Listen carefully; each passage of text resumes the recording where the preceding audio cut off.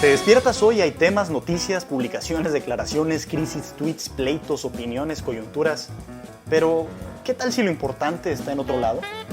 ¿Qué si hay veces que tanta información nos satura y dejamos de ver lo bello, lo profundo y lo trascendente de las cosas? En Cultura Mínima le entramos sin miedo a lo mínimo necesario que debes de saber sobre libros, filosofía y arte para crear una mejor cultura política. Bienvenido.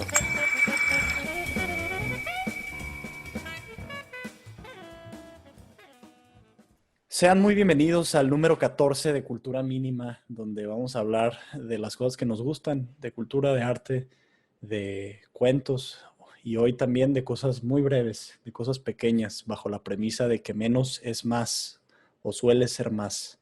No necesariamente se tiene que escribir, escribir y escribir para llegar a un buen texto. A veces, no sé, 2 versos pueden decirnos más que 20 páginas. Y en ese concepto, digamos, que no es un minimalismo burdo de nada más reducir, sino de encontrar las palabras adecuadas en el momento preciso y para la ocasión adecuada, pues me acompañan nuevamente dos personas con una afiliación muy especial. La primera de ellas la voy a presentar como de costumbre, quien es José Terán, creador de Cultura Mínima. ¿Cómo estás, José?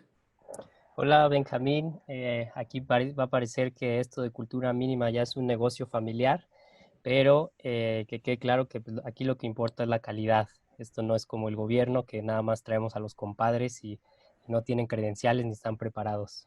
Exactamente, exactamente, porque justamente quien nos acompaña hoy, estamos felices de contar con su presencia, pues es tu hermana María. ¿Cómo estás, María? Todavía te veo en mute. Hola, bien, gracias. Gracias por la invitación. Pues bienvenida, María Terán. Eres igual que nosotros del ITAM, nada más que tú estudiaste la carrera de Relaciones Internacionales, distinto a Ciencia Política, pero parecido. Y además de eso, tienes una maestría en estudios de traducción por la Universidad de Kent.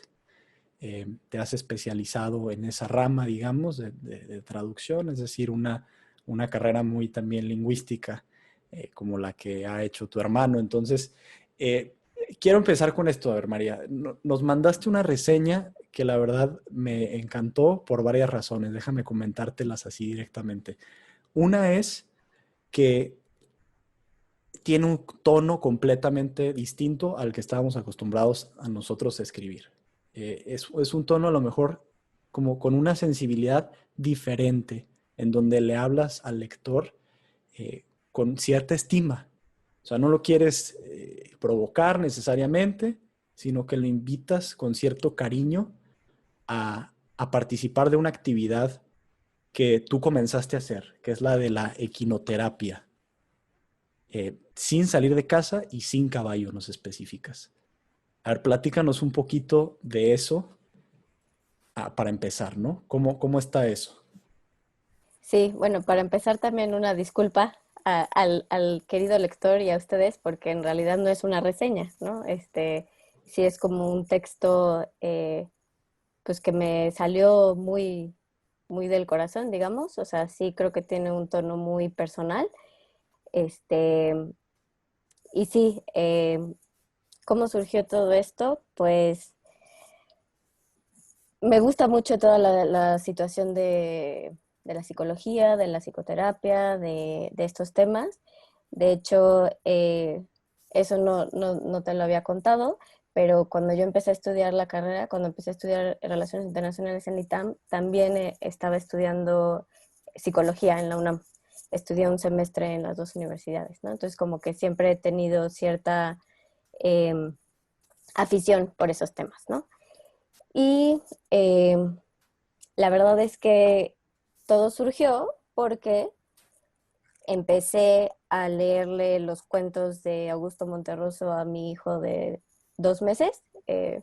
Mientras estaba ahí con él, necesitaba leer algo breve mientras le daba de comer. Entonces empecé a leer el libro y me acordé de este cuento de El dinosaurio, ¿no?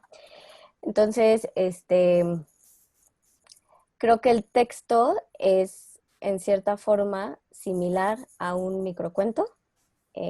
en su estructura por varias razones, pero sí, si quieren les platico, o sea... Déjame leer para no asumir nada del que nos escucha. Este cuento de El dinosaurio es uno muy conocido de Augusto Monterroso, pero lo voy a leer aquí activamente por si acaso alguien no se acuerda. Y bueno, es muy breve, entonces se los leo a continuación.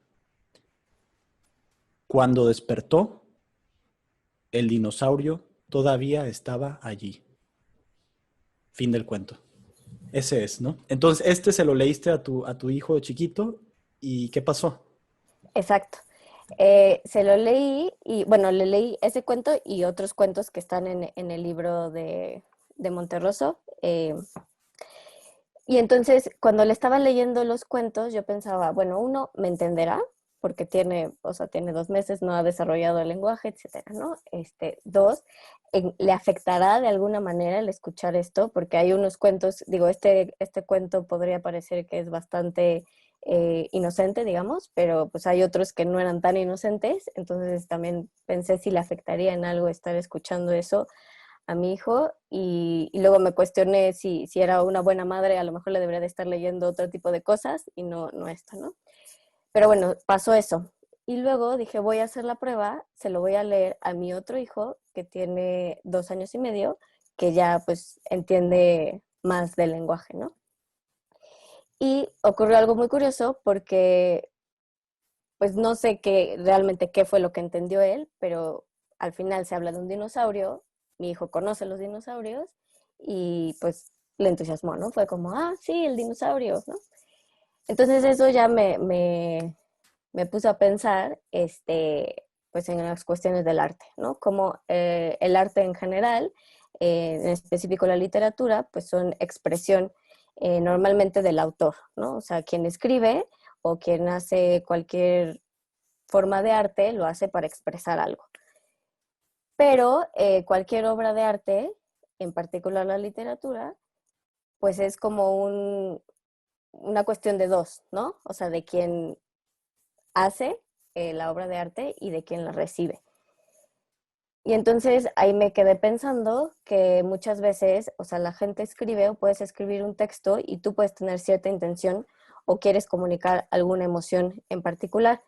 Sin embargo, tu lector o tu público puede captar algo completamente distinto a lo que tú imaginaste, ¿no? Entonces, cómo la obra de arte se convierte en algo independiente a su autor, ¿no? Y cómo esto, o sea, creo que esa es una característica del arte es por eso que los seres humanos somos los únicos animales, ¿no? Que hacemos arte y y en cierta medida creo que nos asemejamos a Dios en el momento de hacer arte, porque al final estás creando algo que deja de ser tuyo, ¿no? O sea, haces algo y esa obra ya deja de ser tuya. Entonces, de eso podría hablar muchísimo, ¿no? Pero ya en específico de este microcuento, quise hacer este texto, o sea, no lo quise hacer como una reseña tal cual, porque creo que de ese cuento se ha hablado muchísimo. Uh-huh. Muchísima gente ha dicho, dado sus interpretaciones del cuento, y siempre lo que se menciona precisamente es la brevedad, ¿no? O sea, es como la característica principal. Sin embargo, no quería yo resaltar tal cual eso, o sea, no quería que se resaltara específicamente la brevedad, porque ni es el más, o sea, ni es el más breve, hay cuentos que son más breves, Uh-huh. Y pues también ya se ha hablado mucho de eso, ¿no? Entonces, lo que yo quería explotar es precisamente esta característica de cómo el lector se apropia del cuento y vive su propia experiencia, ¿no? Independiente de lo que el autor haya querido decir. Y en particular, los microcuentos se prestan para eso, ¿no? O sea, si cualquier obra de arte permite esta como interacción con su público, creo que los microcuentos en particular, mucho más. Sí, haces varias preguntas aparte aquí, dices, por ejemplo, que esta conversación con la psicóloga que comentas, ¿sí sucedió o es un planteamiento también artístico? Ok, es un planteamiento artístico tuyo. Pero bueno, hablando en este diálogo contigo misma, dices, ¿no será que el dinosaurio está reflejando tu estado anímico? Y ya de ahí te pones a dar diversas hipótesis, ¿no? De qué puede haber significado que el dinosaurio todavía estaba allí. Eh, y no sé, entonces déjame tratar de condensar lo que nos comentas. Es en el relato corto, lo que a ti te parece sorpresivo justamente es que se hace mucho más patente esta posibilidad del lector, del receptor del texto, para dar sus propias líneas interpretativas y en ese sentido co-crear con el autor la obra de arte, ¿cierto? Exacto. ¿Cómo ves tú esto, José? ¿Cómo ves esto, Terán? ¿Qué ves tú por ahí con este esquema de relatos cortos? Creo que hay mucho, es curioso porque no, bueno, no habíamos hablado de esto en Cultura Mínima, de estos géneros, de estas formas literarias breves, y pues como siempre yo empecé el podcast diciendo, bueno, nos vamos a mantener en un tiempo limitado, no vamos a ahondar mucho, pero en realidad también podríamos estar hablando horas y horas y horas. Principalmente creo que dos cosas que mencionó María. Una es la de la independencia de la obra de arte, cómo se separa de la intención que haya sido la que haya sido del autor. Y los textos breves se prestan, como dice María, mucho mejor para eso, porque como es tan poquito, el lector es el que tiene que aportar y el que agrega todo el contexto, todo lo demás. Y por eso es genial ese cuento de Monterroso, porque hay un contraste, es una situación quizá absurda que requeriría un montón de explicaciones y esas se las deja al lector. Entonces él nada más dice, cuando despertó el dinosaurio todavía, además, ese adjetivo es muy importante, todavía estaba ahí. Y si se fijan, pues por eso es genial, porque uno es el que inventa.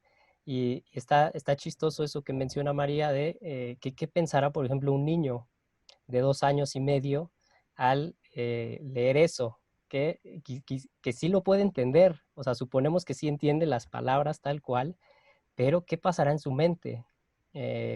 Bueno, ya hay una relación del arte en general con la infancia, con la imaginación. Entonces, por un lado eso, la independencia de la obra de arte.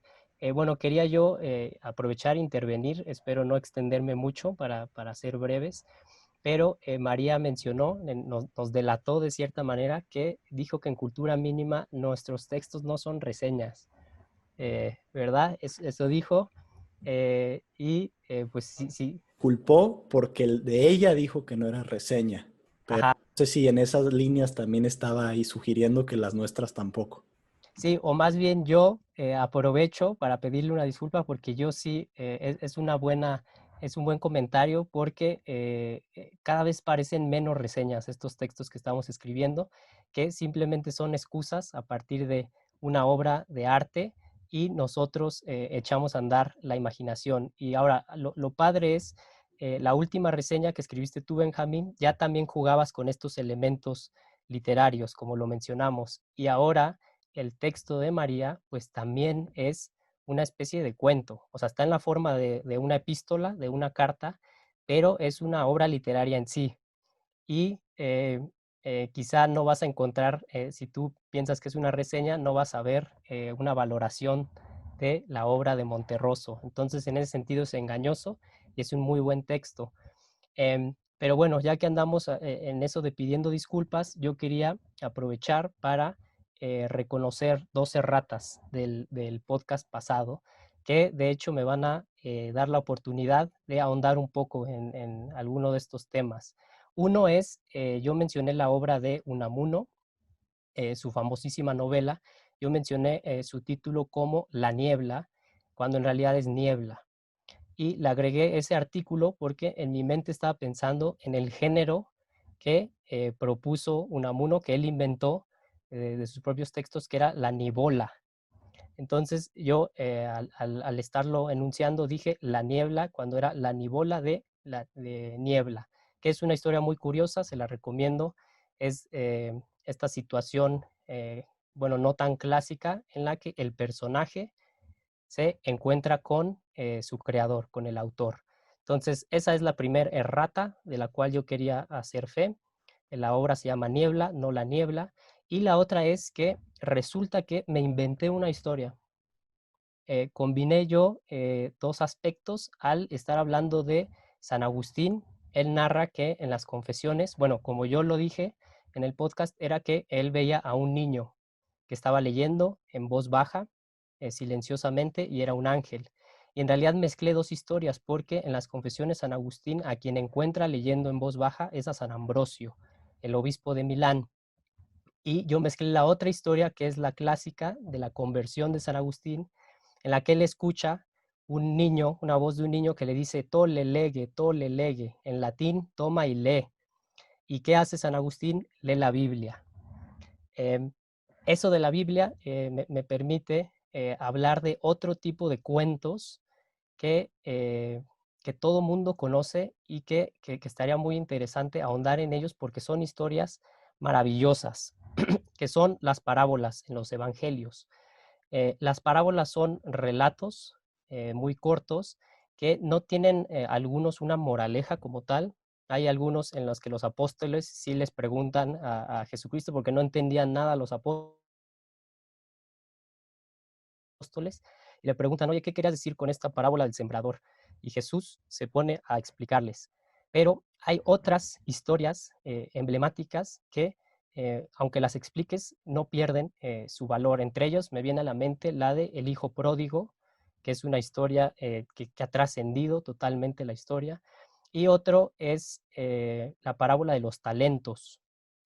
Y eso me lleva a una anécdota personal que quizá podríamos ver como un microcuento. Em, Cuando yo era más joven, a los que me conocieron, pues saben que me dedicaba mucho a tomar alcohol y a la vida disoluta, llamémoslo así. En una ocasión yo estaba borracho, venía no me acuerdo ni de dónde, en el Metrobús, y todavía traía chelas, o sea, traía como un six que me estaba tomando en el camino, pero yo venía, apenas podía caminar. Y recuerdo que me senté, el Metrobús estaba oscuro, ya era de noche, y al lado de mí había un hombre, un joven, con un libro en las piernas, estaba leyendo.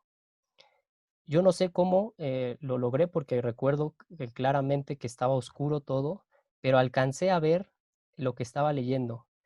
Era la Biblia y era la parábola de los talentos. Yo simplemente leí 2 o 3 líneas y con eso me bastó para tener presente esa historia y bueno, e inmediatamente fue como una bofetada en la cara para mí. Yo dije, estoy aquí borracho, deprimido, todavía traigo cervezas, estoy tristeando y este joven al lado de mí está leyendo la parábola de los talentos. Cuando me llegó mi estación, me levanté y recuerdo, supongo que balbuceando y diciendo groserías, pero le dije gracias a este hombre que en mi mente va a ser como un ángel de esa historia de San Agustín que yo inventé en el podcast pasado. Entonces, esa es una especie de microcuento que quería ahí plantearles. Entonces dices varias cosas, ¿no? Ya sacaste varios textos, digamos, que tienen esta misma característica, que son muy pequeños y que tienen un contenido tremendo. En particular las parábolas, pues la característica que tienen es que son inagotables. Y eso es algo que, por ejemplo, contradice totalmente otro tipo de textos que vemos usualmente en la vida contemporánea.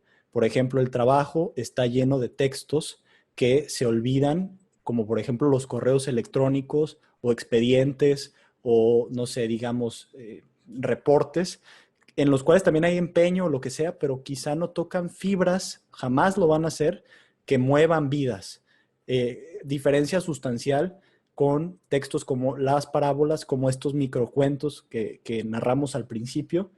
Eh, y quisiera yo preguntarte en ese sentido, María, por ejemplo, tú en tu labor como traductora, me imagino que la mayor parte de los textos que traduces, pues justamente tienen la característica de lo primero que menciono, textos generalmente grises, textos que se olvidan, etcétera. Esa labor, digamos, ¿la has logrado o has podido experimentarla tú traduciendo textos del carácter del que estamos hablando? No sé, textos artísticos, literarios. ¿Cómo o cómo imaginas que sería esa experiencia en caso de que no? ¿Sería sustancialmente distinta? ¿Se podría? ¿Te sentirías lista, por ejemplo, para traducir una parábola? La parábola del hijo pródigo, de los talentos, etcétera. ¿Cómo ves la labor de la traducción en ese sentido? Sí, no, es muy interesante esa pregunta. Nada más antes de responderte, quisiera puntualizar también algo que mencionó José, que creo que parte de, o sea, y tú también lo dijiste al decir que las parábolas son inagotables, o sea, creo que eso es lo que le da la universalidad al arte, ¿no? O sea, que no importa de qué época seas, de qué país seas, de qué incluso idioma, o sea, qué idioma hables, pues es universal, ¿no? Y eso creo que también es lo que define una obra de arte.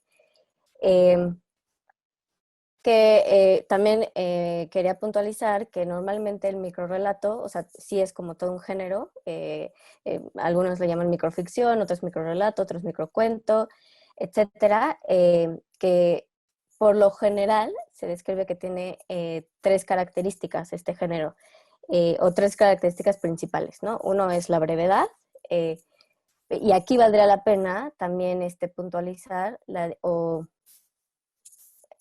aclarar la diferencia entre brevedad y concisión, ¿no? Que creo que también tú más o menos lo estabas mencionando, que, o sea, puede ser un texto muy breve, pero vacío, o sea, no tiene contenido, y puede ser un texto conciso, que si bien en extensión es pequeño, no le falta ni le sobra nada, ¿no? O sea, creo que esa es la diferencia entre un texto que nada más es breve y un texto que realmente es conciso, como el microrrelato o como las parábolas, eh, etc. La otra característica es que sea pues, narrativo, que sea una narración, y en este caso en específico, que también que sea ficción. Pero creo que también este género se presta mucho para confundirse un poco con la fábula, con incluso la parábola, como decía José, con la poesía, ¿no? Muchos dicen que también es, o sea, si bien es una narración, se asemeja mucho a la poesía. Habiendo dicho eso, para responder tu pregunta, en general la literatura pues sí puede considerarse que es más difícil de traducirse que otro tipo de textos, precisamente por esto, ¿no? Porque tiene un contexto muy, muy particular o es algo muy personal, o siempre quieres precisamente reflejar lo mismo que quiso decir el autor, ¿no? O sea, si tú quieres, vas a traducir a Borges, pues quieres parecerte en su estilo de escribir, lo cual es muy complicado, sobre todo en otro idioma, y también pues quieres tratar de reflejar esa intención primaria que tenía él. Sin embargo, eso prácticamente es imposible, ¿no? O sea, nunca podemos estar 100% seguros de qué quiso decir la persona, eh, uno. Y dos, eh, pues ¿cómo haces para que se transmita exactamente eso, ¿no? Y tres, pues el lector va a interpretar otra cosa, ¿no? Entonces, hay muchas historias de escritores que ellos mismos traducían sus textos, o que trabajaban muy de la mano con sus traductores. Por ejemplo, porque obviamente no conocen todos los idiomas, ¿no? Por ejemplo, Vargas Llosa, me parece con su traductor al inglés, trabajaban en conjunto. Entonces, precisamente, pues podían ir dilucidando ciertas cosas, para tratar de reflejarlas en el idioma. Y sin embargo, incluso muchos autores aceptan esto de que, pues al final yo quise escribir tal cosa, pero si tú estás entendiendo otra cosa, pues vas a traducir esa otra cosa, ¿no? Entonces, creo que sí es una cuestión muy interesante esa, y me parece que también, por ejemplo, Octavio Paz decía que el simple hecho de leer ya es traducir, ¿no? O sea, porque ya estás tú traduciéndolo a tus estructuras mentales, a tus experiencias de vida, a tus, todo, ¿no? Y bueno, con todo ese preámbulo, específicamente, sí he traducido un poco de literatura, sobre todo he traducido cuentos infantiles, o sea, eso es como lo que se ha publicado, digamos, pero también precisamente para cuando estaba estudiando la maestría, mi trabajo final de la clase de traducción literaria, decidí traducir microcuentos. Entonces, de ahí surgió como también todo esto del dinosaurio, ¿no? Y para hacer eso, creo que tienes muchas restricciones que no tienes en otro tipo de traducciones, ¿no? Entonces, por ejemplo, una de las restricciones es obviamente la brevedad. Entonces, cuando yo traduje estos microcuentos, quise mantener el mismo número de palabras. Entonces, ahí te metes en cuestiones como que, por ejemplo, el español es más expansivo que el inglés. Yo traduje del inglés al español estos cuentos, ¿no? Entonces, hasta cierto punto podría ser fácil mi tarea porque el inglés tiende a ser más reducido que el español, pero pues tampoco fue tan sencillo, entonces a veces tuve que utilizar cierto tipo de estrategias como las contracciones en inglés, ¿no? O sea, en lugar de decir, o sea, por ejemplo, algo que en un texto formal no dirías, o sea, dirías did not, ¿no? O sea, no dirías didn't. Pero en este tipo de textos, a veces, pues, utilicé las contracciones para poder, eh, mantener el mismo número de palabras. La otra cosa que es interesante es que en los microcuentos, para hacer el conteo de palabras, se incluye el título. Entonces, el dinosaurio normalmente la gente se piensa que tiene 7 palabras, pero en realidad tiene 9, porque se incluye el dinosaurio, ¿no? Entonces, a la hora de yo traducir al inglés, para mantener como esa estructura, eh, bueno, no sé si sepan, pero en inglés los títulos, hay una cosa que se llama title case, ¿no? Que es que toda palabra del título lleva mayúscula. En español no. En español, los títulos, solo la primera palabra o los adjetivos propios, digo, sustantivos propios, se llevan mayúscula, ¿no? Entonces yo al hacer la traducción de los títulos, no utilicé title case para que precisamente se diera esta idea de que se mantiene el título y el texto, ¿no? La otra dificultad es que los microrelatos precisamente se basan o aprovechan lo que no se dice. O sea, lo que no está hecho explícito es muy importante en el texto. Entonces, pues es como todo un contexto, ¿no? Lo que aporta al microrrelato. Y para ejemplificar esto, o este concepto, hay un microcuento que es también bastante famoso, lo tengo por aquí, que es no lo encuentro, pero es el más breve y es algo así como el Estado soy yo, ¿no? Entonces, Que ahí a lo mejor entraría incluso un debate de si ya es, o sea, estuvo muy bien estas características que nos diste para justamente no caer en la trampa que creo que está ahí muy cerca, de simplemente escribir un texto que no dice nada, ¿no? Por ejemplo, poner 2 palabras o algo así como, no sé, se me ocurre ahorita decir nada más, hola, ¿cómo estás? Y pues eso no nos diría mucho, ¿no? Sin embargo, los microcuentos, y pienso también en los haikus, los buenos sí te llevan a un punto interior que no habías contemplado. O sea, sí te abre algo más de mundo y creo que esa es una forma, digamos, poco profesional, pero también práctica de ver si estas cosas son buenas o no, si te está abriendo un poco más de mundo. Déjame seguir con la idea de la traducción, justamente quiero preguntarle a Terán, a José. Hizo él un texto que se llama Brevísima investigación sobre el arte de traducir, y allí te metes a varios temas. Hay uno que me interesa y que creo que puede ser bueno tocar aquí, porque justamente empezamos hablando de dinosaurios. Tú haces una reflexión al inicio, voy a leerla tal cual. Así inicias, dices: permítaseme traducir la frase de Wittgenstein. Perdón, otra vez. Permítaseme decir, ok, otra vez, voy a leerla, estoy emocionado. Permítaseme traducir la frase de Wittgenstein. Para entender a un león, un humano debería convertirse en león. Y viceversa. Para darse a entender a un humano, el león debería convertirse en ser humano, tal cual. A ver, ¿cómo ves esto? Para entender por qué el dinosaurio estaba allí, ¿tendríamos que ser dinosaurios entonces?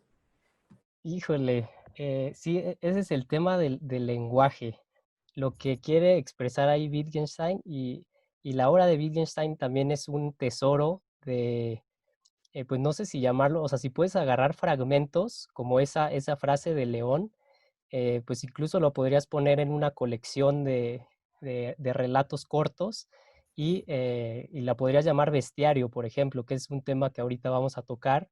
Y de hecho, Augusto Monterroso, pues se considera también a veces que, bueno, María dijo que no hay que confundir con fábulas, pero creo que tiene él un libro que se llama así como Y otras fábulas, y tiene el bestiario. Es decir, hay muchas formas literarias que se traslapan con esta idea de la brevedad, pero pues también está como, no es sencillo determinar cuándo es un microcuento, cuándo no. María nos dio ahí un poco de teoría, pero sí, esto de Wittgenstein pues tiene que ver con el lenguaje, que creo que es lo que también en el fondo estamos intentando desenmarañar con todas estas cosas. O sea, ¿por qué si dices menos puedes decir más?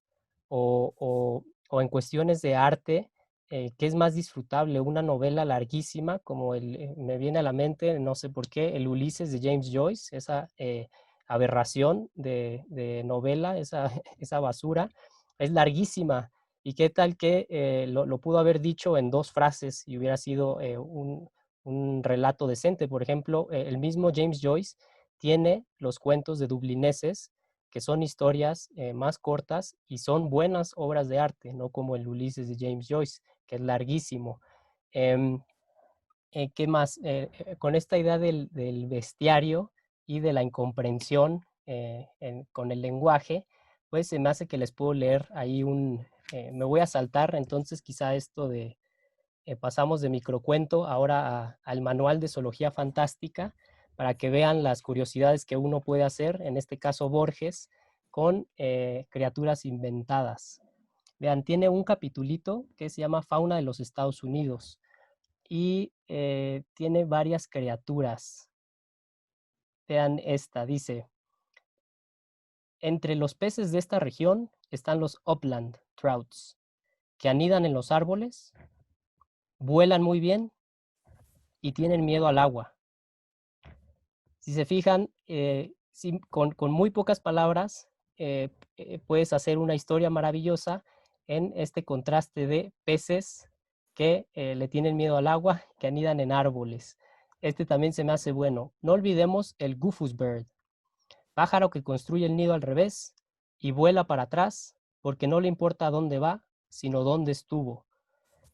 Vemos ahí que incluso uno puede tener reflexiones de tipo filosófico, como esto que dicen, no me acuerdo qué lengua indígena es, en México, que dice que no tiene como tal un pretérito, ¿no? Algunas formas verbales que no tienen, y eso cambia totalmente tu concepción de la vida. Entonces vemos como aquí Borges, ese maestro de los textos breves, con unas cuantas criaturitas, pues echa a andar la imaginación de manera que con toda una novela quizá no podrías.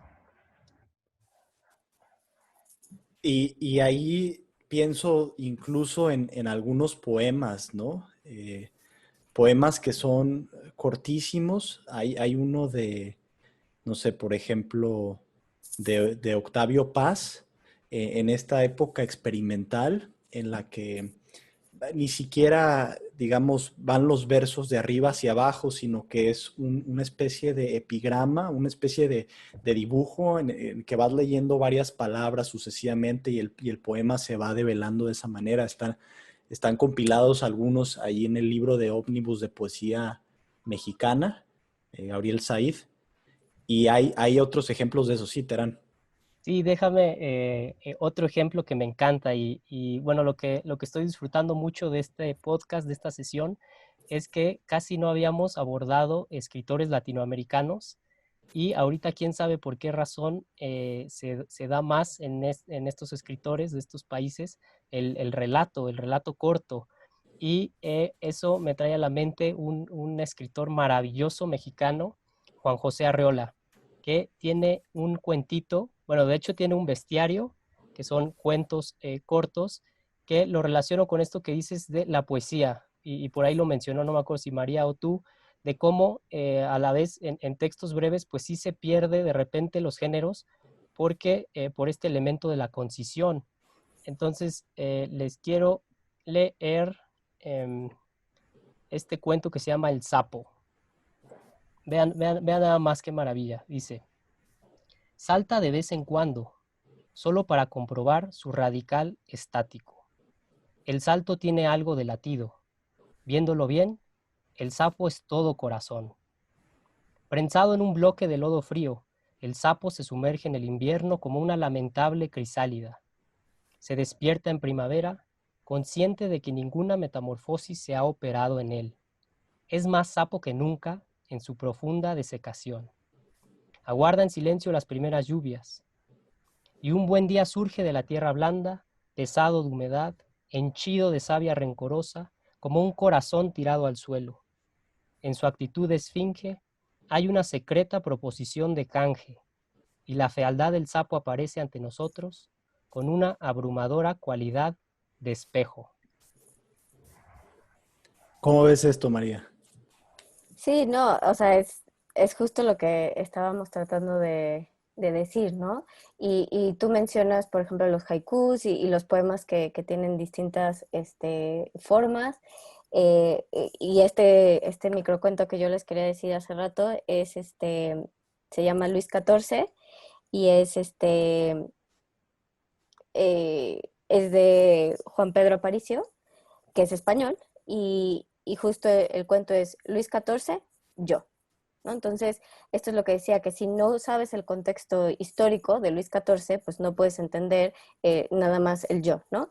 Y lo que quería comentar es que este cuento se ha debatido mucho si debe de llevar punto final o no, porque ni siquiera tiene un verbo conjugado, entonces también se dice que, pues, que no hay un enunciado, etcétera, ¿no? Entonces, volviendo al punto del dinosaurio, y lo que decías tú de Wittgenstein, es precisamente, no sabes quién es el sujeto del cuento. ¿Es el mismo dinosaurio el que despertó? ¿Es una persona externa que despertó y el dinosaurio estaba ahí? Entonces, eso, el no saber quién es el sujeto o el narrador, te permite a ti colocarte en distintas posiciones, ¿no? O sea, puede ser tú el mismo dinosaurio, puede ser tú alguien que está viendo al dinosaurio, eh, el dinosaurio lo puedes ver como algo bueno, el dinosaurio lo puedes ver como algo malo, creo que te permite jugar en mucho, ¿no? Con eso. Y desprendiéndose del dinosaurio, también se han escrito muchísimos microcuentos que tienen la misma estructura sintáctica del dinosaurio, pero pues lo cambian, ¿no? Entonces, por ejemplo, uno en lugar de ser el dinosaurio, se los voy a leer en español porque lo estoy viendo aquí en inglés en mi traducción, pero déjenme, se los leo rápido. Entonces, este es de Jaime Muñoz Vargas, que también es mexicano, y se llama El Corrector, y es cuando enmendó, la errata todavía estaba allí, ¿no? Entonces, hay muchísimos cuentos que siguen esta misma estructura del dinosaurio, pero van cambiando. ¿Qué más? Hay otro que es El Descarado, ¿no? Y entonces dice, cuando plagió, el copyright todavía estaba allí, ¿no? O sea, puedes jugar muchísimo con eso. Y vamos, nos vinculamos a esta idea del espejo, ¿no? Que menciona igual en el Sapo, y que es más o menos lo que yo, o con lo que yo quise jugar en mi texto. Esta idea de que tú te ves como un espejo en cualquier obra de arte, en particular esta del dinosaurio, y justo quise jugar con esta idea de que el dinosaurio es un animal y el caballo también, ¿no? Por eso lo de la equinoterapia. Entonces, si tú lees el texto o si escuchas el texto, no puede que sea que no sea clara la línea o es muy borrosa la línea entre si estás hablando del cuento del dinosaurio o si estás hablando de un dinosaurio, ¿no? Entonces, creo que eso es parte de lo que quise hacer en el texto.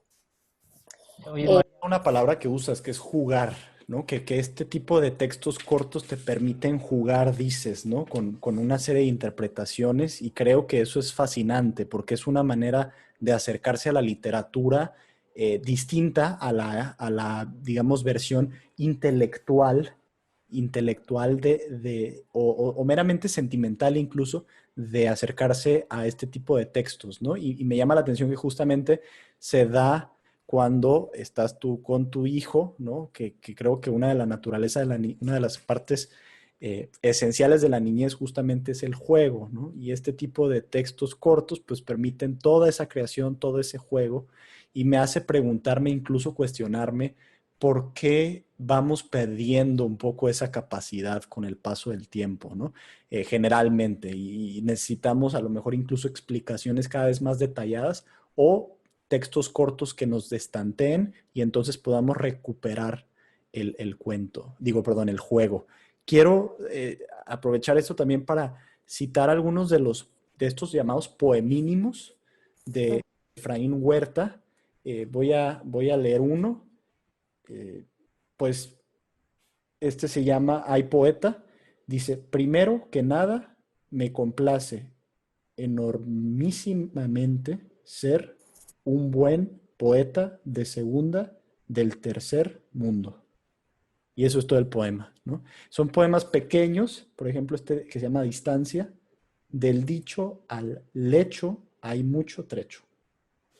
Entonces, estas cositas están curiosas, ¿no? Por ejemplo, Mandamiento X es este otro, dice, no desearás la poesía de tu prójimo. Entonces, con esos juegos como culturales, tradicionales, se puede también divertir uno, ¿no? divertir, pero ahí, ¿qué tal la pregunta que tú ya lo mencionaste un poco, Benjamín? También existe el riesgo de que pues alguien se aproveche de la sencillez de esto y también pues simplemente cambie palabras y diga que es una gran obra de arte. O sea, creo que esto pone también en duda pues todo esto que lo hemos visto en otros podcasts, por ejemplo en pintura. ¿Qué pasa si alguien nada más avienta pintura, si un animal lo hace? Ahorita que mencionaste esto de Wittgenstein, los animales pues son incapaces de hacer esto. Entonces está ese riesgo, por un lado, en el arte, que muchos pueden decir, ah, mira, yo escribí un microcuento, pues porque es fácil. Y por otro lado está también paralelo a eso, fuera del mundo del arte, la reducción de la comunicación escrita, que creo que también es otra cosa totalmente diferente, porque de hecho hablando en géneros cortos, ahorita hablaste de poesía, hemos hablado de microcuento, pues hay géneros que son clásicos y muy buenos, por ejemplo, el aforismo, que son frases contundentes, cortas. Me vino a la mente también ahorita que andamos en escritores hispanoparlantes, las famosas greguerías de Ramón Gómez de la Serna, que son muy chistosas. Entonces, todo este género también requiere de una habilidad y no se vale también nada más simplemente como que decir que esto es arte. Bueno, creo que ahí está la pregunta. No sé, María, cómo vería esto. Sí, por ejemplo, ahorita también se me ocurre pues un chiste, ¿no? Incluso un chiste es un texto muy breve que, que es literatura, es arte, no es, ¿no? O sea, es una pregunta. Eh, Creo que tiene que ver con esto de la universalidad, con eso de realmente transmitir un sentimiento, de evocar un sentimiento, y nos podríamos meter también en cuestiones como, por ejemplo, el arte por el arte, o si el arte realmente tiene un objetivo. Eh, También se me ocurre, por ejemplo, un eslogan, algo que quiera, o sea, un eslogan que sirva para vender una campaña política, para vender un producto. Pues es un texto corto, pero que te dice mucho, o que te debería de decir mucho del producto, de la empresa, de algo así, ¿no? Entonces, eso podría considerarse arte, este, o no. Creo que hay algunas campañas publicitarias que pueden considerarse geniales, pero no sé si serían arte. Eh, o sea, creo que esto abre la puerta para mucho tipo de discusiones, ¿no? Sí, Creo. yo de alguna manera como que había esbozado una posible solución a ese problema hace algunas intervenciones, cuando comentaba esta noción pragmática, pero al mismo tiempo subjetiva, de si el poemínimo o el texto corto o el aforismo te mueve algo interiormente de una manera, podría yo decirlo, espiritual, ¿no? O sea, te lleva hacia un mundo, te expande el mundo. eh, en ese sentido, pues un eslogan no lo hace, simplemente lo escuchas. Algo que habíamos comentado previamente aquí era, por ejemplo, la noción de los tweets. Todo Twitter es también o suele ser una aberración en un aspecto muy específico. Por ejemplo, son puros textos breves, pero todos puestos en el mismo contexto. Puedes leer un tweet acerca de una receta de cocina, un tweet de un meme, un tweet de que decapitaron a 5 personas en Yucatán, un tweet de que una mujer está triste porque su novio la dejó, y así sucesivamente, todo en el mismo canal. Creo que ese es un elemento importante en la lectura de este tipo de textos. Como son tan cortos y básicamente los puedes leer donde sea, el contexto también se vuelve algo fundamental. Por eso me gustó que tú lo viviste justamente en un ambiente que se prestaba a la imaginación y al juego, como era estar con tu niño, pero a lo mejor si lees algo del estilo, como, nuevamente, como lo veo, podemos poner estos microcuentos dentro de Twitter y no va a tener impacto alguno, porque está dentro de una masa informativa totalmente disonante. Son cosas que dejo sobre la mesa, ¿no? Obviamente sin tener la respuesta. No sé cómo veas tú esto, por ejemplo, Terán. Sí, ahí está la pregunta, pues de la extensión, quizá, o de cuestiones técnicas o de forma de las obras de arte, específicamente de literatura, porque yo critiqué el Ulises de James Joyce, pero hay novelas larguísimas que pues son lo mejor que hay. Imagínate si tuvieras que recortar las novelas de Dostoyevsky o de Tolstoy, pues entonces a lo que apunta todo esto es a que no hay una fórmula, tal vez en cuestión de extensión, y es muy difícil en materia de arte como que poder hacerte de un juicio respecto a las obras de arte. También me vino a la mente, bueno, una recomendación antes de que se me olvide a los que nos están escuchando, un libro maravilloso que se llama El libro de la imaginación, de Edmundo Valadez, escritor mexicano. Lo edita el Fondo de Cultura. Es una recopilación de textos cortos de todo tipo. Maravilloso ese libro de Edmundo Valadez. Y me vino a la mente dos obras de un mismo autor.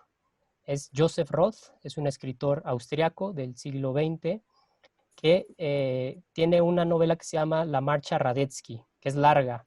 Yo la leí y dije, pues, ok, no está mala, pero tiene una novela muy cortita, que casi es un relato, un cuento, que se llama La leyenda del santo bebedor, y esa obra es una verdadera joya. Se lo recomiendo 100%, lo edita Anagrama y sientes que no le sobra nada a esa historia. En cambio, la otra, la Marcha Radetzky, si dices, híjole, pues podrías quitarte un montón de todo esto y sería maravilloso. Entonces, esto, no, obviamente no vamos a responder a la pregunta de cuándo es arte, cuándo no, cuándo es buen arte y cuándo no, pero están ahí, como que lo dejamos en la mesa para que lo piense la gente. Sí, Sí, y tocando este tema que decías tú, Benjamín, también, precisamente Augusto Monterroso tiene un cuento, no es micro, pero es un cuento, que se llama Dos de cada tres, y, perdón, uno de cada tres.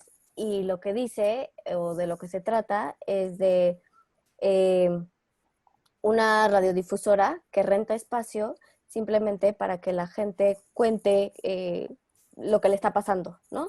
Y entonces habla de esta necesidad que tiene la gente de comunicar lo que está sintiendo, lo que está viviendo, y de encontrar compasión, ¿no? O sea, de encontrar esa empatía en alguien más. Entonces creo que lo que mencionabas de Twitter, de las redes sociales en general, muchas veces es unidireccional, ¿no? O sea, tú nada más subes algo, mira, estoy comiendo esto, o me siento triste, o una noticia breve, o lo que sea, ¿no? Pero lo lanzas al vacío, sin realmente tener la certeza de que alguien te está escuchando, de que alguien te va a responder, de que alguien te va a entender, pero siempre está ahí la esperanza de que sí, ¿no? O sea, o por qué lo haces, o sea, por qué publicas algo en Twitter, ¿no? Porque quieres tener ese público.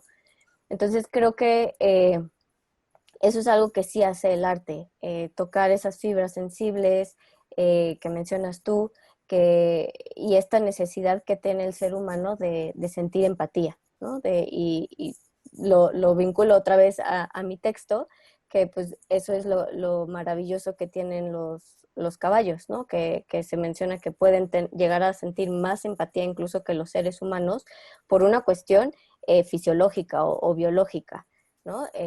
Y ahí también te puedes meter en otros temas de qué define al ser humano, y qué define o qué lo hace diferente de otros animales, ¿no? Pero creo que indudablemente el arte es una de las cuestiones que sí hace o distingue al ser humano, igual que el lenguaje, ¿no? El lenguaje también, si bien hay animales que sí se comunican de cierta forma, el ser humano es el único animal que ha desarrollado el lenguaje de la manera en la que lo hemos desarrollado nosotros, los seres humanos. Eh, Otra cuestión es, por ejemplo, el sentido del humor. O sea, y vuelvo a mi punto de que a lo mejor un chiste, pues sí podría ser considerado literatura, ¿no? Podría ser, eh, sí, una forma de arte al final. claro. Ujú.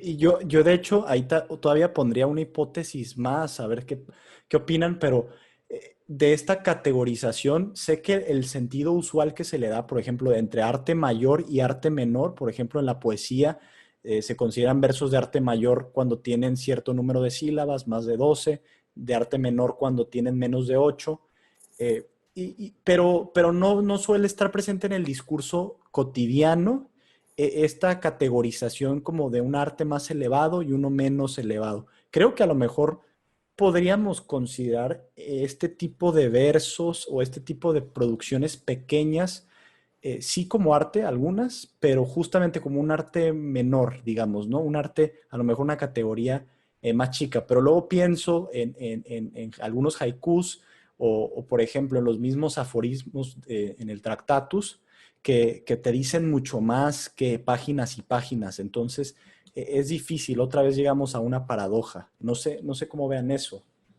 Sí, y creo que también en la actualidad estamos inmersos en o sea, nos bombardean de información, ¿no? Entonces a veces hasta resulta más difícil ser breve que realmente ser extenso, ¿no? O sea, me acuerdo, por ejemplo, en primaria, o en secundaria, siempre que te dejaban hacer un ensayo o un escrito, siempre decías, ¿y de cuántas páginas? Y ya si te decían que tenía que ser de 5 páginas, hacías el tipo de letra más grande, ¿no? O sea, lo que buscabas era llenar el espacio. En cambio ahora, si te dejan una tarea ya en la universidad y te dicen tienes que escribir un párrafo, te cuesta muchísimo más trabajo, porque es muy fácil googlear o hacer copy-paste de Wikipedia y tienes muchísima información, ¿no? Entonces creo que sí, eh, volvemos al mismo punto de la concisión, o sea, que no te sobre nada. Y es muy difícil redactar un texto que realmente digas, no le sobra una palabra, o sea, ya no le puedo quitar más porque ya no le puedo quitar, ¿no? Y, y tú también mencionaste que hay unos textos que son hasta cierto punto como más aburridos o más tediosos. Y me viene a la mente por ejemplo, cuando quieres, cuando mandas una solicitud, ya sea de trabajo o para una universidad o así, que normalmente tienes que escribir algo acerca de ti o te hacen una pregunta y tú tienes que responder en un texto y siempre te dicen máximo 1000 palabras, ¿no? O incluso tu currículum, por ejemplo, que también te dicen que máximo sea de 2 páginas o 2 cuartillas. Entonces, ¿cómo condensas todo lo que quieres decir acerca de ti en 2 cuartillas, ¿no? O sea, creo que la brevedad o la concisión se termina volviendo algo más complicado, más complejo que escribir palabras por escribir palabras, ¿no? O sea, hay también experimentos de computadoras que las alimentan o sea, crean bases de datos con textos y textos y textos, y después la misma computadora te puede generar un texto, ¿no? O incluso hay monos, o sea, simios que también te pueden generar textos, ¿no? Entonces, volvemos a este punto de cuál es la diferencia, o sea, o qué le da más validez a un texto escrito por un ser humano, que ese tipo de textos, ¿no? ¿Hay alguna diferencia? ¿No la hay? Claro. O sea, creo que hay muchas aristas. Y de hecho, pues tanto dilema nos está causando que pues nos hemos extendido en este mismo episodio hablando de textos breves. Me gustaría escucharte, José, para que nos cuentes o leas el cuento que tú mismo escribiste, en este sentido, este microcuento, y bueno, a lo mejor algunas palabras ya sea para llevar al cierre, ¿no? Sí, justo quería intervenir para recalcar la ironía de la situación, que estamos hablando de brevedad, de concisión, aunque bueno, alguien podrá decir, pues sí fueron concisos, no sobró nada de palabras, pero pues bueno, nos alargamos, incluso ahí le cayó la noche a Benjamín, ya estaba ahí en la oscuridad. Em, Quizá otra vez a lo que apunta todo esto, a esas preguntas que no podemos responder, una de ellas que quisiera dejar en la mente de nuestro auditorio es, ¿por qué hay tantos escritores latinoamericanos que se han dedicado a esto? ¿Será porque somos más juguetones? Relacionándolo con eso que comentó Benjamín, y este es un género que se presta al juego, puede ser por ahí. Otro es sí mencionar como que la situación histórica del microcuento, que el microcuento es un género muy reciente, ¿no? O sea, creo que sí va de la mano de esta fragmentación quizá o esta velocidad a la que a la que se vive que hace que los textos sean cada vez más cortos. Entonces, microcuento como tal, yo creo que no había antes del siglo XX, o sea, sí es algo muy reciente, eso también nos indica algo. Y pues bueno, que quizá en el fondo, cuando se trata de arte, pues es más calidad que cantidad, pero no se puede tampoco prescindir de la cantidad, porque pues es una generalización también muy burda esto. Y pues bueno, ahí les voy a leer un cuento. Eh, el, Hace unos años también yo andaba por ahí perdido en la Facultad de Filosofía y Letras de la UNAM y bueno, los sueños todavía no los he abandonado de ser escritor, pero pues me resultó fácil participar en un concurso de microcuento porque pues aparentemente es más sencillo escribir eso que una novela. Entonces, ahí les va. Mi cuento se llama Aruspicina y lo voy a decir incluso de memoria. Sus órganos en el asfalto indicaban una cosa. Pronto habría de morir. Y gané el tercer lugar. A ver, dinos qué es Aruspicina. También yo creo que le da mucho sentido el título. Sí, justo es lo que mencionaba María, uno tiene que conocer el contexto porque si te fijas, ahí estoy, sin el título, el cuento no tendría sentido. Aruspicina se refiere a un arte adivinatoria de la antigüedad en la que le extraían los órganos a los pájaros y a partir de eso leían el futuro, algo así como hoy en día leen creo que el té o te pueden leer la mano. Ahí era con los órganos de los pájaros. Entonces, ahí quedó el cuento.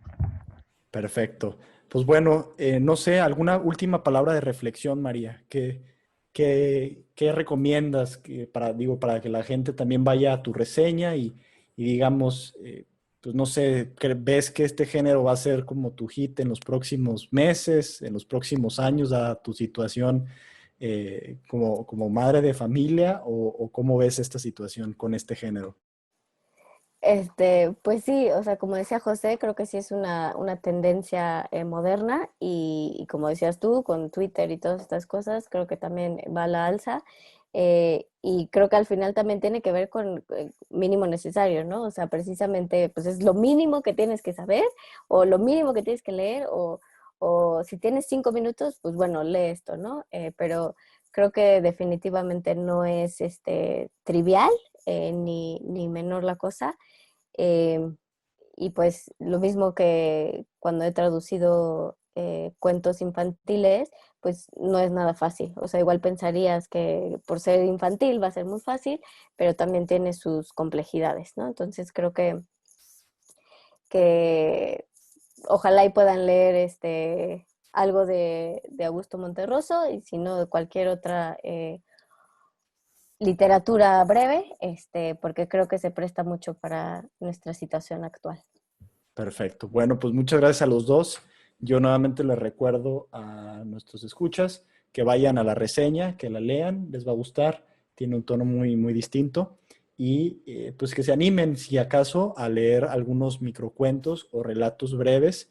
Hagan el experimento. Yo cuando estaba viviendo en la Ciudad de México trataba de hacer algo así, sobre todo cuando más atiborrado estaba, pues a lo mejor en el transporte público o en uno de esos lugares donde es difícil conectarte con la literatura. Estas cosas a veces son como luciérnagas, como pequeños destellos de luz dentro de la vida moderna, ajetreada, acelerada, etcétera. Pues muchas gracias a los dos. Gracias por la invitación. Hasta luego. Bye.